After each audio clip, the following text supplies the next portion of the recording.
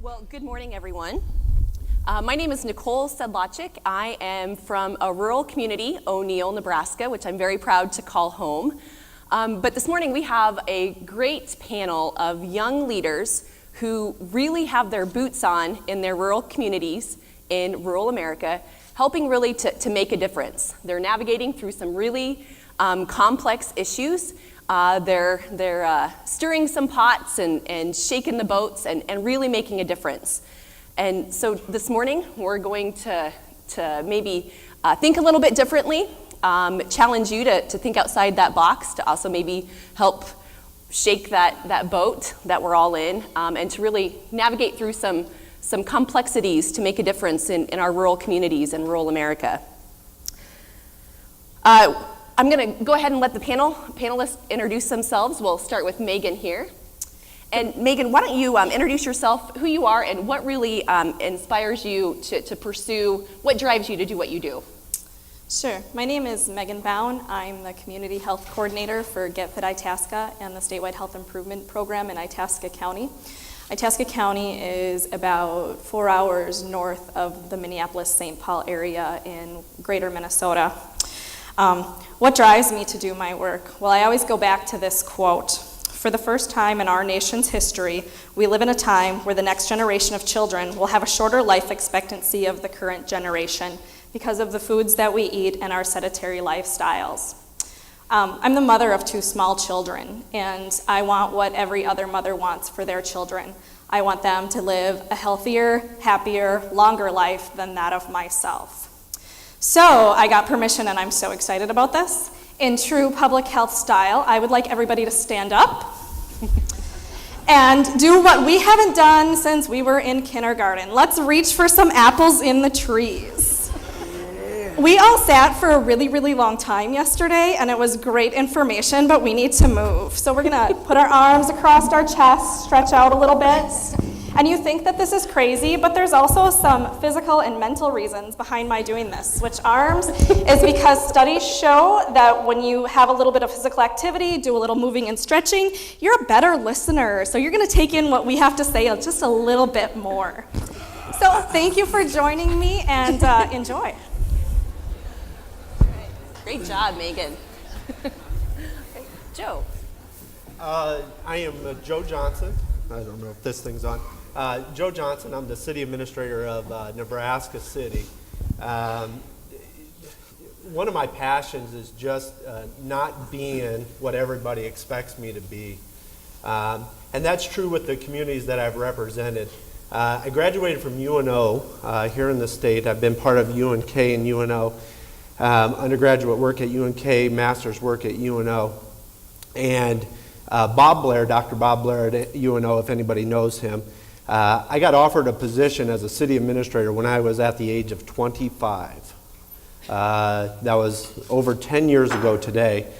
And Bob Blair came up to me and said, Joe, should you be taking a leadership position in this community without going and being an assistant city administrator first and getting to know how the profession works? And I said, well, Dr. Blair, I appreciate your concern for my well-being in the future, but I need to learn by fire. I need to be involved. I need to do. Yesterday, Dr. Longo, Peter Longo, he's from UNK, a political science instructor out at UNK, one of my mentors in life, he taught me to turn an apple into an orange. The world is not black or white. It's all sorts of grays. And I don't operate in the black and white world. And that may be confusing for a lot of people since I am a city administrator and I work with elected officials. They are my bosses.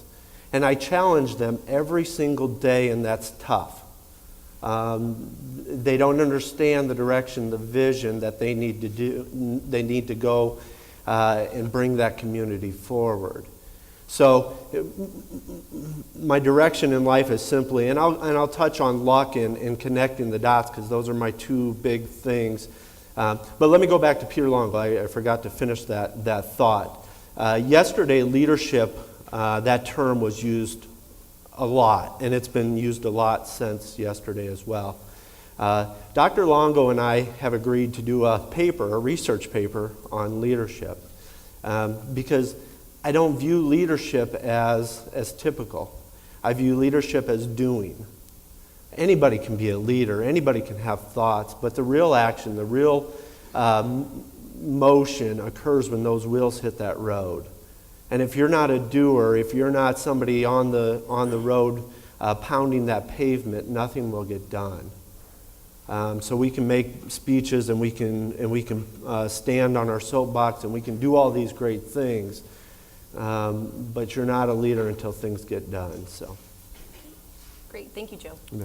Katie. So I'm a conservation ecologist, and I've been living in Montana for about 5 years now. And you heard, if you saw the quick pitch yesterday, you heard a little bit about what I'm working on. But I started my career working in wildlife conservation and large landscape conservation. And I immediately became very frustrated because I felt like people weren't part of the conversation. And people are part of the landscape, and I didn't feel like we could create lasting conservation initiatives if we didn't integrate people more effectively into what we were trying to achieve. And so I shifted a little bit in my work and started to work with the ranching communities in the West. And that's given me the opportunity to really learn an enormous amount from people that have an innate connection to land and place. And also, I can relate to that because I have a passion for land and place as well. And it may not be one place in particular, but I am in love with the West. And conserving the communities here and the landscape and the wildlife and our culture is, to me, really critical and something that I've been working towards. So I guess that's what brought me here. Great, thank you, Katie. Scott. Good morning. My name is Scott Medina, and I am an architect. I went to school in one of the institutions that's still part of the Big 12, still part of the Big 8. That's KU. Sorry, guys. But I'm the principal architect and what we like to call a community builder at Blue Star Studio Incorporated, which is an indigenous American architecture and planning firm devoted to smart design and quality community building. And I can also tell you that I am the story of the West, I guess.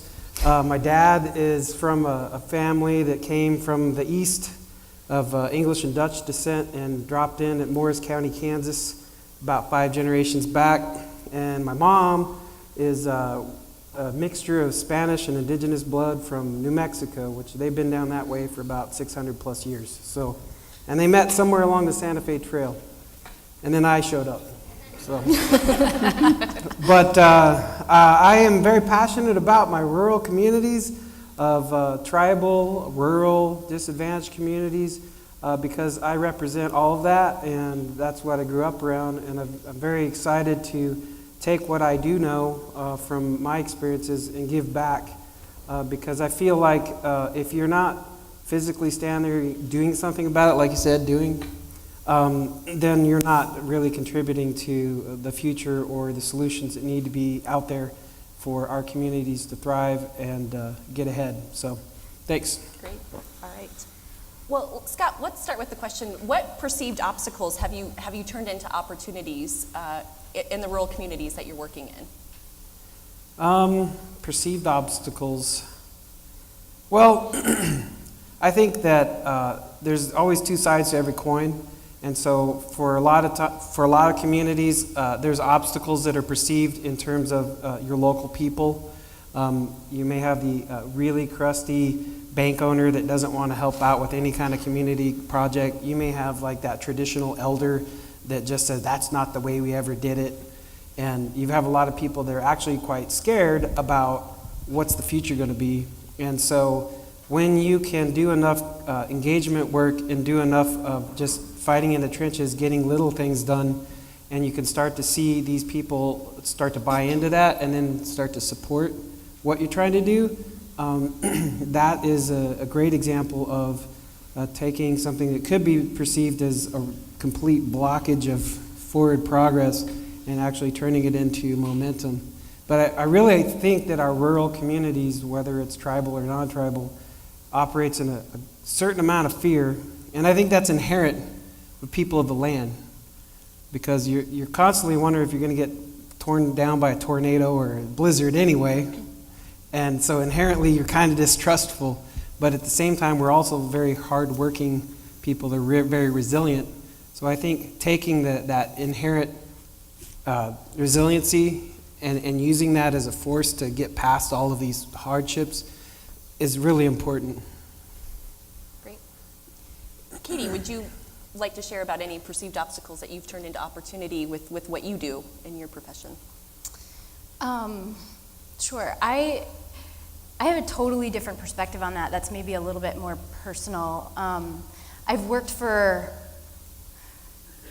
4 different nonprofits over 5 years, largely because I moved to Montana right after grad school in 2007, and then the economy promptly crashed, which caused a lot of problems for nonprofits. And so I've had a lot of transitions, and I think that transitions can be really scary, but they're also opportunities. They're opportunities to learn, about. I've always tried to look at where I was and what was working and what wasn't working for me in those situations, and then, in that transition, grab that opportunity to move myself in a direction that I was interested in going. And so, nothing's ever perfect, but there's always something in the unknown to be leveraged, I guess. Good. Yeah. Well, go ahead. Yeah, I agree with what Katie's saying. I think every obstacle is actually an opportunity in disguise, and I think it's utilizing the resources of those obstacles and understanding why it is an obstacle, or if somebody has a doubt in something you're doing, understanding truly where they're coming from and getting to the root of that and understanding it and educating them a little bit about where you're coming from, and then, like was said yesterday, agreeing to disagree, but at least having that understanding. I like to call obstacles opportunities in the making. Absolutely. Yeah. Right, good. Well, I'm sure a lot of us on the panel and all of us in the room have probably heard that saying, we've tried that already, or we tried that and it failed. To me, that is probably one of the most annoying things to hear, because you tried that 20 years ago. It's a whole different ballgame now. But how do you guys respond maybe when posed that question, and why can't we try it again? Or, how do you react to that? I'll jump in. So that question for me is more of a challenge. Or that response is more of a challenge, when somebody says, well, we've tried that, it's been done, or, people have been trying to do that for a really long time and nobody's been able to figure it out. For me, that just kind of drives my commitment to figure out how to make that thing work. And I feel like our society, or I can only really speak to the nonprofit world because that's what I've worked in, but even as human beings, I think we're really afraid of failure. And to me, that is one of the biggest obstacles out there to progress, because failure is a learning opportunity. I think we need to redefine failure and success and give ourselves the opportunity to try and not succeed the first time, but learn from that experience and continue to push forward so that we can figure out how to make happen what it is we're trying to make happen. So I think I've been frustrated because I feel like the nonprofits I work for have been overly cautious, and I've felt constrained in my own creativity and ability to do what it is that I want to do or that I think needs to happen, because it's too risky, or it's not what the funder wants to hear, or it's too bold an idea, it could never work. It's too big. Why would you pursue that? So that kind of stuff to me is also very frustrating, but it also makes me feel a little defiant. And I'll jump in from a community standpoint. Government does not handle risk very well. Government tends to government tends to be reactive instead of proactive. And proactive, that term has come with a lot of additional thought behind it. When somebody's progressive nowadays, they're associated with a party or something of that. And that's really where we're hurting ourselves as rural Nebraska and rural communities in general. Nebraska City, we're bringing a gigabyte to every home and business, and that should be up and running next year. We didn't do that because we thought it's a cool idea. We did it to compete against the Kansas Cities, the San Diegos, the New Yorks, the bigger communities. We're living in a global market, but government is so afraid of any sort of risk that we kill ourselves because we don't want to take those risks. And the citizens elect people that don't want to be risk takers. I mean, that's true at any level of government. That's true at the federal, state, and local levels. I mean, you come to Lincoln with a proposition to open up the service of broadband or internet or bandwidth to anybody that can provide it. Holy buckets, will the red flags go off. And I can tell you that the state of Nebraska is wired like you wouldn't believe. We have so much fiber optics around this state. We should be the first gigabyte state in the United States. But why don't we do it? It's too risky. It's too risky.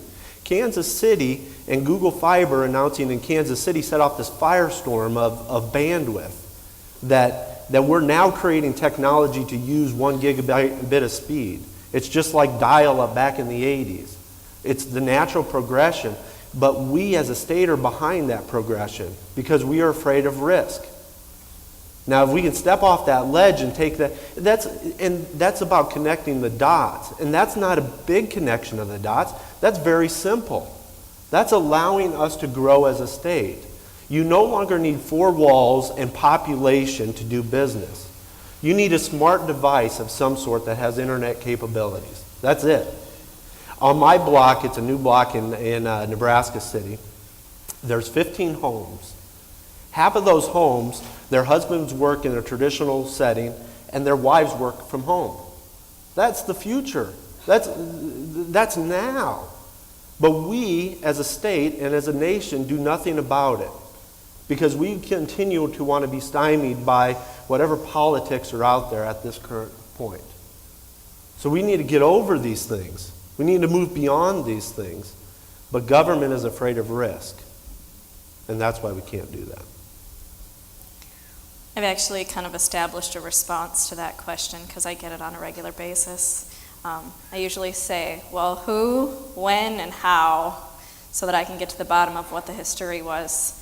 And another thing that was said throughout the conference is what a strong leader does is they find strengths and they utilize those strengths to the fullest potential.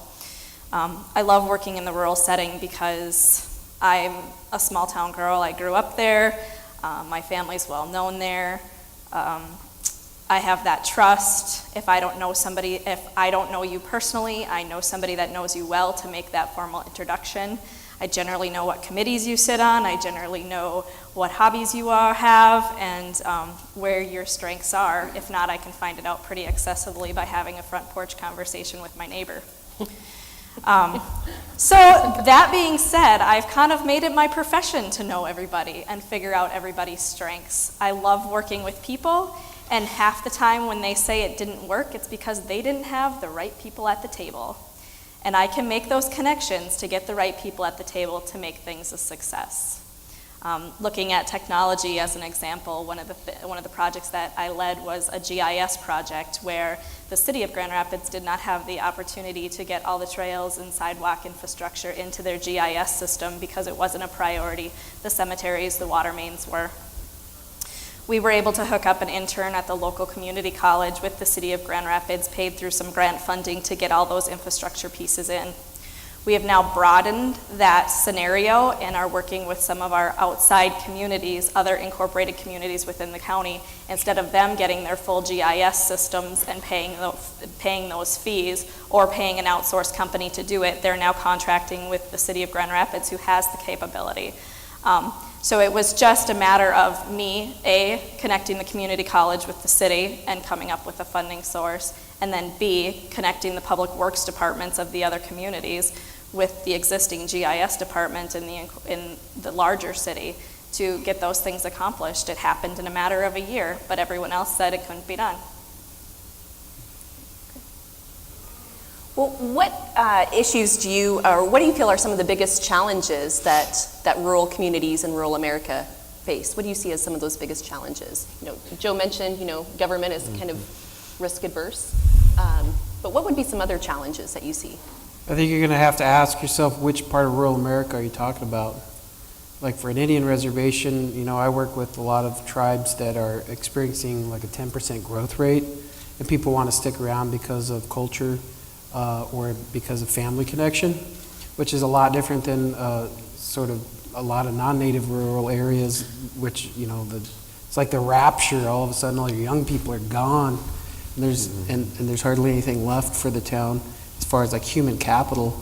So I think you got to like look at all the different sides of that equation when you're thinking about what are the challenges. So for like Native American groups, the challenge there is how do you continue to provide basic needs to a growing population and inside of a social paradigm that's got all these different layers of governance and all these different cross-cultural clashes going on, and still come out as a population that's thriving. So there's that, but then if you're in a small town that's slowly becoming depopulated and you're wondering, you know, what's the next 30 years look like for your county or your city, I think some of those challenges are inherent in just surviving. And it's kind of interesting because both sides of that equation is about surviving, but for different reasons. And I think, but the similarities between both of those examples is about identity. So I think I kind of observe sort of a quasi-identity crisis happening across the board for like a lot of Native communities that we work with. The idea is for the last 100 or so years we've been told that our inherent cultural identity is not worth exploring because it's not viable. And also as a kid that grew up on a farm, I kind of heard the same thing. It's like, you don't want to be a farmer.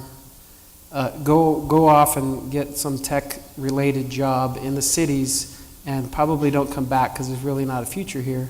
So it's the same thing, like as an identity crisis, you have, you know, different generations of people told that that way of life really isn't going to make it work. So you got to like peel all that back, find the real reasons where your passion lies again, and fight for it, and find an identity, a flag to stick in the ground and rally around that says that's who we are and I'm ready to fight for that. Because if you can't, you're just like drifting around, and at some point you're gonna sink. In the small 300-person town where I went through K through 8 grade school, I go back and we meet with the city council because they want to build a very small community building, and they can't even get past their own animosities toward each other. They can't even get past, they only see like right here. And I try to tell them, like, you guys are rearranging deck chairs on the Titanic right now. But again, they are too stuck and too afraid to say that we are now this. We are this town now. We stand for these things now, and to reach for that. So anyway, that's my take on that. I'll expand on it a little bit. Like I mentioned before, the community 20 miles away from Nebraska City isn't Nebraska City's competition. Lincoln and Omaha are not Nebraska City's competition. The world is Nebraska City's competition. And as soon as we start thinking in that light that, you know, that we're competing against other small communities that are around us that we may play football against on a Friday night, As soon as we get over that, we'll realize that this world is not flat. It is very round, and we're competing globally against other countries. There's so much to the fact that third world countries are deploying fiber optics all over the place, but we still have coax cable in the ground all over the place and using that to serve. So we got to realize that the competition is not the community down the street. It's a global competition. We're going to be taking questions from the audience, so be thinking of your questions, and then please make your way over to the microphone. But I'm curious, for those of you on the panel, it seems like there is a total shift in attitude towards community, towards rural communities. I think today we felt it that rural America is how we're going to reshape America and make some positive changes. In my own community of O'Neill and Holt County, I have some amazing communities that I serve in Holt County, and we have, in the last year, we set a record for number of new families that have moved back into Holt County. We're at 92 families. When I started in economic development about 7 years ago, we weren't seeing that, and I think people are wanting to return back home to their roots, or they're seeing more of a connection in their rural communities, or they know that they can make a bigger impact and a bigger difference, maybe in a leadership role. Do you see that? Do you feel that in the communities that you serve? Are you, because we're kind of all over, except for Joe and I here in Nebraska, but are you seeing that in your rural communities? I'll start off with just a little history on that. I mean, I think Nebraska was founded on those principles. I mean, speaking of Nebraska City, as J. Sterling Morton, he commonly known as the father of Arbor Day, but it was really his wife, Joy, that really was, because J. Sterling Morton came here in 1854 because of the Nebraska-Kansas Act. That allowed settlement of the Nebraska-Kansas territories, plus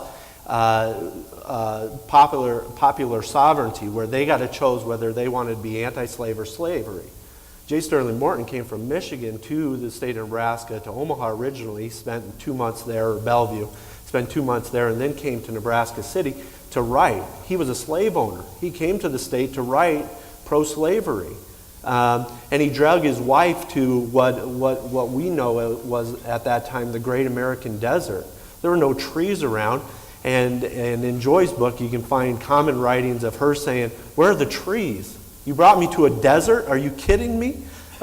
So you can imagine the conversation around the dinner table revolved around, you get out there and you start planting trees. I'm tired of this. So he was forced to be the father of Arbor Day, but he was... That was that pre-apple picking period. Yeah, absolutely. Absolutely. But he was here for a global issue and not just this small issue. He was here for more. And now Nebraska is known as the home of Arbor Day, and it started because of other things, not because of, he was a great agricultural man, an agrarian genius, and he used that and did many amazing things. So I think that we need to learn and grow from those experiences of our own history in the state and succeed from those. So I think, kind of speaking on behalf of myself and a lot of my friends, a lot of where we're looking at going is going back. We want to have our own gardens. We want to grow our own food. Driving a car is expensive. And when you put, raising a family and driving a car and health insurance and all those things into the big picture, which are all responsibilities that are on our shoulder right now, I want to be able to potentially use human modes of transportation to break down some of those costs, because now I'm required to have a cell phone, which wasn't required before for my position. So I think that with a lot of the pressures that are on us as young professionals, going back to that hometown and having that stability and having those connections and being able to move in a form of non-motorized transportation and have space where if you want to have chickens in your backyard you can, or if you want to have a garden, there's space there. having those things and having that connection with the environment makes those other pressures a whole lot easier to bear. And that's a completely personal standpoint of that, but I think that when you have that rural connection that I think is in my time, I've lived in a metro area, and I really had troubles making those personal connections because there was just so many more people and running in so many more directions that you didn't see Sally riding her bike to work and greet her every day, or you didn't go out to the garden or to the apples and see the neighbor on the other side, where you have that when you live in a smaller community, and that's kind of the welcoming environment of that, and I think more people are wanting that. Again, we will be taking questions from the audience, so if anyone has any questions, please make your way to the microphone. And I think we have one already. Kayla has a question for the panelists. Hi, I'm Kayla Schnelly with the Rural Futures Institute, and first of all, thank you for your comments. I've really enjoyed hearing them. As somebody in your generation group, I'm wondering what you all think of the comments yesterday about reverse mentorship and the idea that we have a certain responsibility for the next generation that is coming up in our rural communities or that is graduating from our state college, community college, and university systems. And how do you think you can take steps to, in a sense, groom that next generation or recruit the potential within that generation or just inspire them to take these bold steps that you have and many of the people in this room have? We're really excited to have such a passionate group of young people. There's a table up there that is extremely passionate, as well as you on the stage and several people behind me. And so I'm just wondering what you think about the next generation and how we can work with that. I'll dive into that one. That's kind of a touchy question, Kayla. Looking out at the crowd, I feel a little nervous answering it. I was just going to say coffee. Well, actually, Energy. I kind of think you're right, but in a different way. I work with, the ranchers and the ranching communities that I work with are largely people who have decades on me. And I've found that there is a role for reverse mentorship, but it takes some strategy in, I'm kind of afraid to be too honest here, but it takes... Let it out. Bring it. It takes some strategy in how I orchestrate relationships and how I go about building the relationships that I build. And so one of the most difficult things in my most recent position with the Sonoran Institute was convincing them that the success of my work depended on having coffee.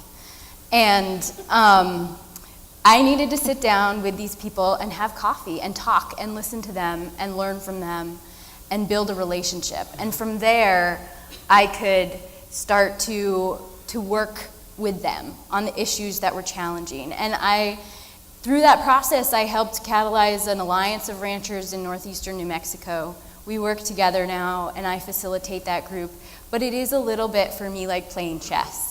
And it's figuring out what it is that they actually want to hear, and then who the right person is for me to bring in to tell them. Because most of the time, I'm not that person, simply because of who I am. I'm not a rancher. I'm not native to the West even. I'm a woman, and I'm young. So there are a lot of things going against me there, but so far it's been really successful, and I actually I think about them as my ranchers, which is an odd thing to say, and I catch myself all the time because I don't own them, but I feel like part of them, and that's why I think of them that way. And I think, I would also add, just building on some of our conversation before, without going on too long, that connection with each other, with our communities, with the land, and with ourselves is probably one of the biggest obstacles that we have to progress out there. I think that we are extremely connected through technology and extremely disconnected on a human level. And I think that's hugely problematic. It's like empty calories. Exactly. Yeah. To add to that, I'll give a very brief story of my own existence. There was a time where I was a first-time attendee at a Sundance on the Pine Ridge Indian Reservation, and I was that guy under the arbor asking like 5 million questions. Like, why are they doing this? What's that over there? Who's that?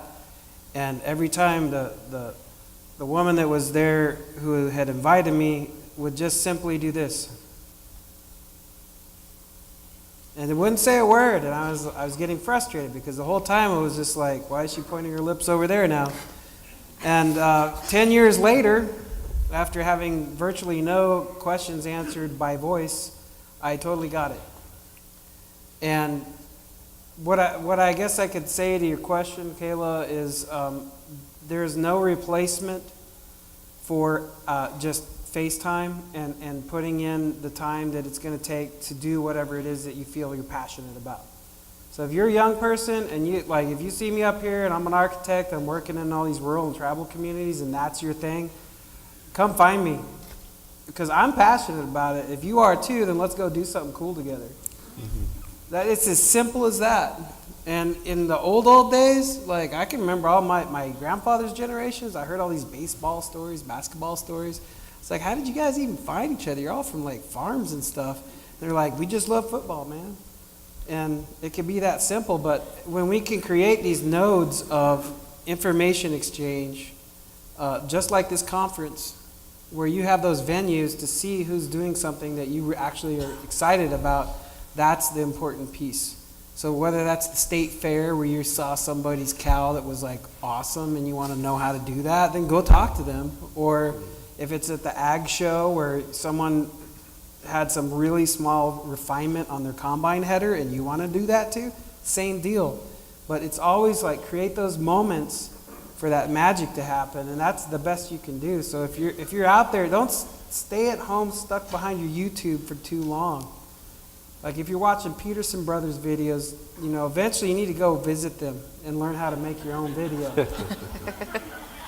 I think mentorship is kind of like a tightrope. You have to balance it. You have to make sure that you're doing it with somebody and not to somebody. I think there's that certain piece of, we hear all over the place that we need to get into the youth and we need to figure out the youth. Well, I think at some point, yes, but I also think that you have to bridge the gap. If they're reaching out and asking for that support, you have to let people make that step and not try to jam it down their throats. I'll just mention it's about connecting the dots and for example, we're going through a comprehensive plan. We're doing an updated comprehensive plan. And we got connected with UNL, their architecture department, and their students have to do a studio lab. And I said, well, since we don't have the funding to go out and do proper community engagement, why don't we get these students involved to engage the citizens? Because when students come and talk to citizens, the citizens are more likely to speak to them because they're not an engineer, they're not threatening. And I said, let's connect these dots. Get the students involved in engagement, which they learn about Nebraska City in its entirety, plus then we have the engineer capabilities on the backside to appropriately plan the community. So it's all about connecting those dots together. We do have a question. We'll take that question right there. Thank you very much. Chad Nabity, and I guess you've kind of touched on what I want to comment or question on, but we heard a lot about with broadband, you don't need to be anywhere specific, but if you listen to what you just said, you need to have those connections with people, and you can't just do it via remote. You got to have coffee. I firmly believe that you got to have coffee. You got to go talk to those coffee groups. You got to create those. And I don't know how many people in here have read Triumph of the City, Edward Glaser, and there are a lot of things I don't like about him and about what he says and what it means for rural communities if you buy into everything he says. But what he does say is that urban areas are very, very good at allowing people to make those personal connections. And if we concentrate too much on technology and not enough on the social aspects of connections within the rural communities, those rural communities will not and cannot survive and compete with the urban communities, in my opinion. Well, and I'll just comment on that. I think this is a perfect opportunity to do some reverse mentoring. We don't decide our future. The 5-year-olds today decide our future. My 6-year-old, my 4-year-old, and my 2-year-old, just like the video showed, they're pushing buttons on that iPad. They're trying to get that thing. It's not about the magazine. They connect in different ways. So coffee to my 5-year-old or to my 4-year-old is going to mean different than what coffee means today. Because I go down to the coffee shops in Nebraska City and I communicate, because that's the way today we communicate. It's an open conversation of ideas at the coffee shop. It'll be the same open session, except kids will be having a conversation and doing this at the same time. Not because they're on social media and doing that, these become work tools. Because technology is going to drive us to a point where work can be done on this device at any time, at any place. And that's the future. So right now, my kids multitask better than I've ever seen before. I mean, they're doing things and answering mom's questions and picking up their toys at the same time that they're playing Angry Birds. But that's just them. And we need to be prepared for that. I mean, and trust me, if anybody's looking down at their phone right now, I don't care. Because I know you're just multitasking and you're listening to me. Let's get right here. Yeah. And I tell you, It's okay, you're multitasking. that doesn't bother me. But I can tell you that the older generation, it does bother. My mom and dad hate when I'm looking at this device. They say, you're not listening to me. And I say, Mom and Dad, yes, I am. I'm just doing two things at once. I hear what you're saying, but I'm doing something else. This world moves quickly. I got to be doing this. So I think it's just the context of coffee or whatever that social setting is. But the future, these things give flexibility. They'll give flexibility to our youth to do many different things, and we need to encourage that. I'll be very brief, but the only thing that I think you cannot replace is values. Sure. Whatever values you have as a family or whatever, that still has to be instilled. It's not just Wild West of iPads. There still needs to be some parameters there. Well, and I don't disagree with what he's saying, but I think of like, when I was, there was a time where in order to be a professional, you needed to have a college, or you needed experience, and then you needed a college education. Well, now you need both a college education and experience. Kind of in the same direction. You needed the coffee shop talk, you needed the technology. Well, we're gonna need both. Yeah, I would totally agree with Megan there. And as I was listening to you, Joe, I started to feel like an old person in a young body because I don't have a smartphone and I'm not on Facebook and I don't do social media because the connections that I have with people in real conversation when I sit down and have coffee, per se, are so much more meaningful to me than anything I could have with people online or over the internet. And there are tools. I text a lot, and I use the internet, and I do email and all that. But I just don't find it as fulfilling. And I feel like the substance of those relationships has a force of its own that can influence change and transformation and who we are as people.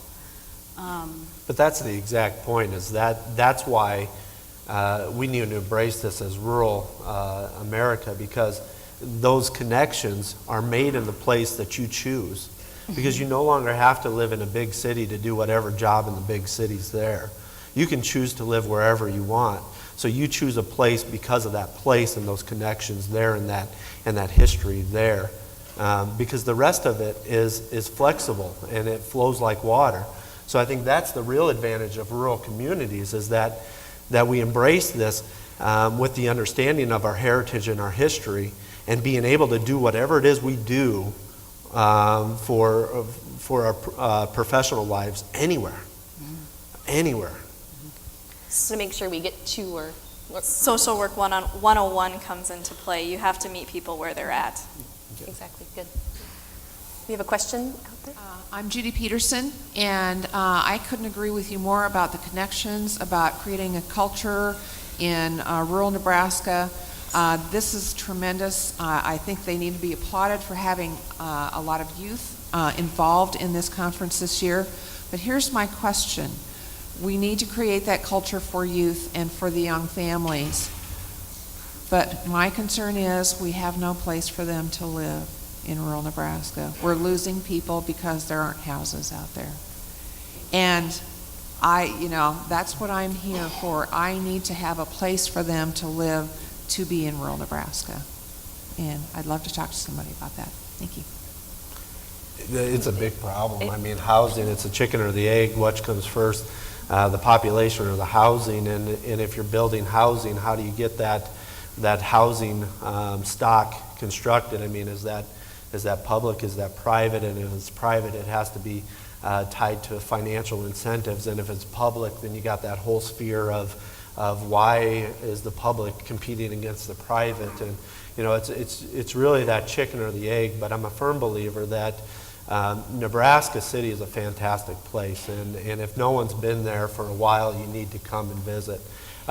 We have just a great community that offers all sorts of culture and recreational opportunities, and we believe in Nebraska City that will spark the growth of our community, and which in turn will spark housing. So there's no real true answer, and it's a chicken or the egg kind of thing, but create that place, create that identity. I mean, we are all unique communities that have incredible, unique things, and if we create that space and broadcast that space, time will take care of itself. I think sometimes we need to, with the housing issue, kind of take a different approach to solving the problem, and different approaches, and maybe even different types of housing. Maybe it's that second story downtown housing in a rural community. So taking, totally different approach to maybe solving the problem would be Sure. More appropriate in these times. I think you're absolutely right. Redefining what your housing types are going to be is a good start, because the massive mansion / farmhouse where you packed it full of like 10 kids, it does not jive with today's way of living. So to look for those different typologies is a good start.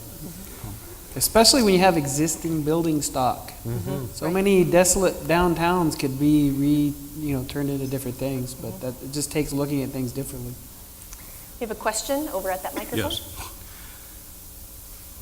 After the last 2 days of attending this amazing conference and having the opportunity to listen to Mr. Schroeder's opening remarks this morning, in 10 words or less, what will be the first step you take when you return to your communities to generate the same spirit of cooperation and crossing boundaries that's been set forth throughout this conference?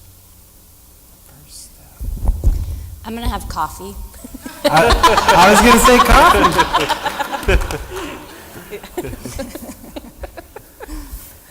But, I think it's a great question, and I think that everybody should ask that question. I think, and part of that is really thinking about, the work you're doing, the work we're all doing, are we treating symptoms of a problem, or are we really getting at the core? And I think more often than not, we're driving at symptoms and not the core of the problem, because when you tackle the core of a problem, it's really hard. And that's what makes people say, that's been tried, it can't be done, it's too hard, it's too big, whatever it is. And I think that if we focused more energy on the core of problems, in conservation, most of the work that conservation does is tackling symptoms of a core problem that has to do with our lack of connection with land and nature as a society. But who has the answer for that? Like, how do you build that connection? And to me, one of the reasons I work with the ranching communities is that there is a connection there, and there is a passion, and a love for land and nature, and what land can give back to human society. And so I feel like that's something we need to cultivate. We need to help it grow. But I think that when we think about what we're going to do when we go back, that's a big question to ask ourselves, and if we need to make a shift and not be afraid to stop kicking the wheel, throw a stick in it, and do something a little different. If it's okay, I'll do less than 10 words, and I know you Nebraskans will appreciate this. And it's get her done. Because we can talk a lot, but sometimes you just got to get something done. And all I can say is that we're just going to keep doing what we do at Blue Star Studio, and the rest will stand for judgment. And I would say, back to the conversation that we were having in the back of the room about the overused term of leadership. It's doers. You find them in your community and go talk to those doers. They may not be sitting on your city council, on your Chamber of Commerce board, or on the ED board, or any committee or other bodies that are doing things. Just find the doers. There's people in the community that just do. Go find those people and engage those people. Continue to make transdisciplinary solutions to complex problems. Was that 10 words on the dot? No, I was under.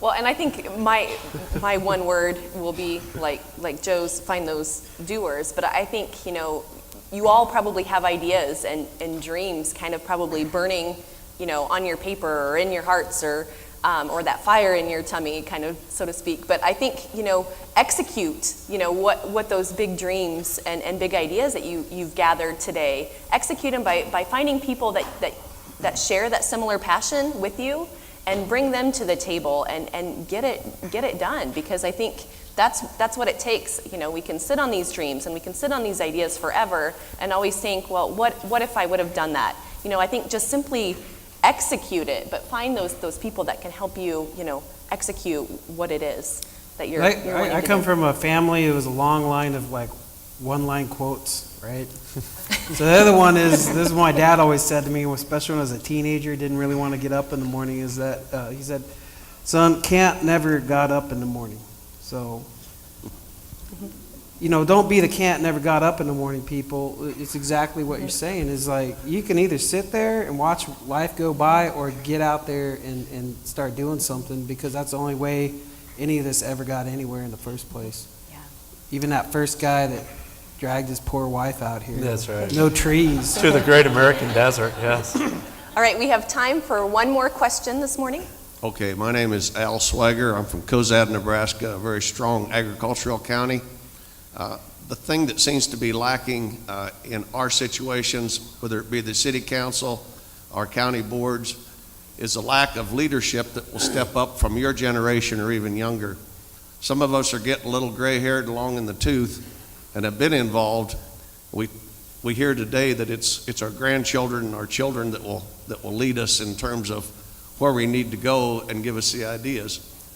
But I see a real lack of leadership on the part of your age group stepping up at this point in time, because they're just too dang busy with school activities and or something else that they always have an excuse. I'd like your opinions on how we incentivize those people to step forward.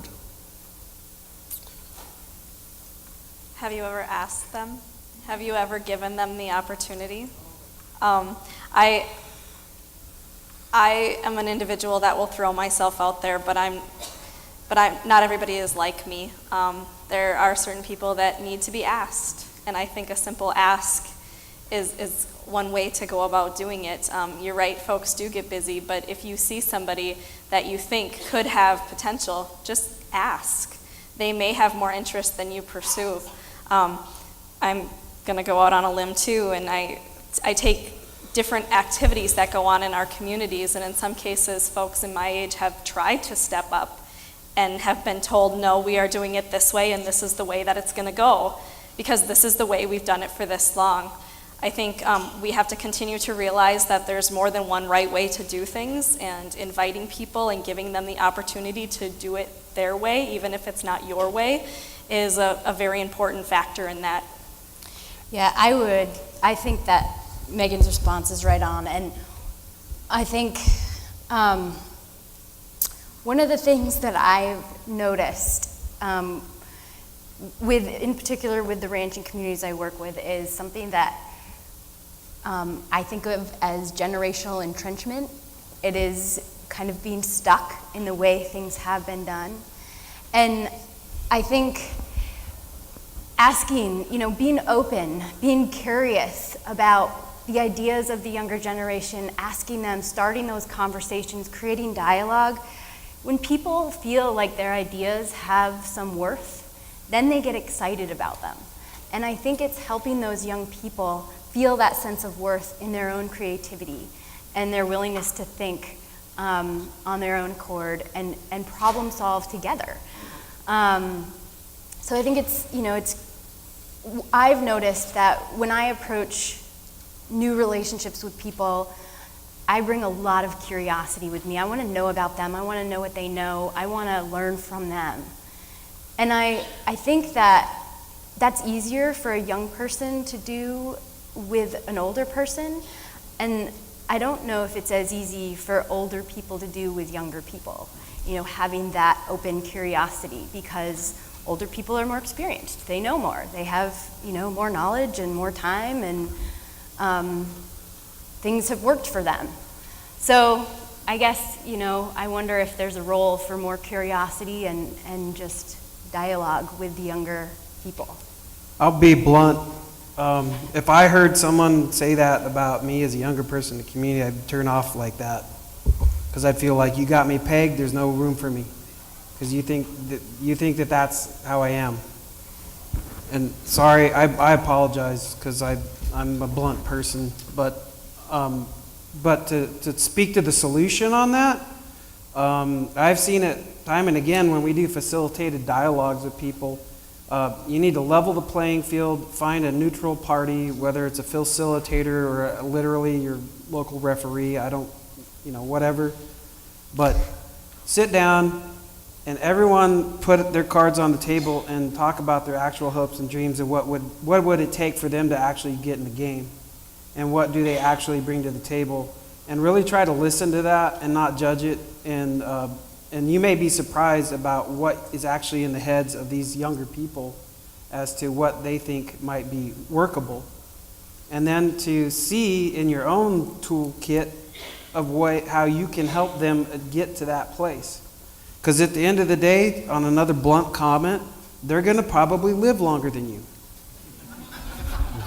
So if you want to see your town or your county go where you hope it would be because you put all your hard work in, then give them a shot and listen and provide a format that's not like, hey, I'm going to take you in this corner over here and I'm going to tell you how it's going to be. No, like level that playing field, get a facilitated dialogue going on, and see what magic you can happen by just being present in your mind and listening to their ideas and seeing how what you have for experience can augment that, because I think that's the only way it's going to work. And let me just comment on this, because it's important, because what I heard you say at the mic was, how do we engage these youth? It's not how we engage. They're already engaged. You just haven't connected those dots. They're already doing things for your community that you're just not noticing. They're doing stuff in school. They're doing stuff after school. They're already engaged. We're just not connecting those dots. And I'll give you an example in my life that kind of propelled me, is that when I was a senior in high school, we had junior achievement, where the senior class came up with this product, and we had to market and sell it and all that stuff. And my classmates voted me the president of that junior achievement class. And the teacher came in and said, okay, you guys have $300 because that's what the school district gave you to develop this product and sell this product and market this product. And I said, no. That's not how real business works. We need to go down to the bank, ask the banker for a loan so we can build our product, and then we're going to repay that loan if we're successful. That happened. That connection happened without the adults when I was in South Sioux City telling me to do those things. Those things happen. They happen now. We're just not connecting those dots to get those things rolling.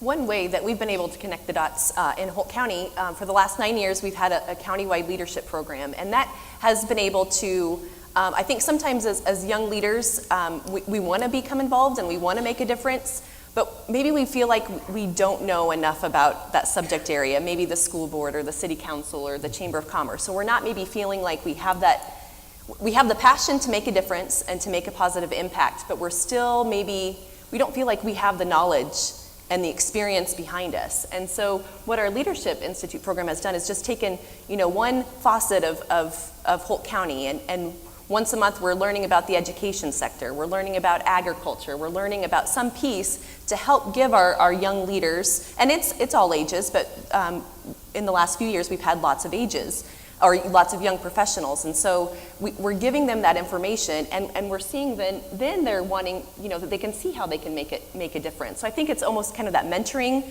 role of giving them that information, or helping them see what kind of difference they can make and how they can become involved. And talking to them, not at them. Exactly, yes. Well, thank you all for your questions. We are out of time. Let's give our panelists a round of applause. They did a great job, so thank you.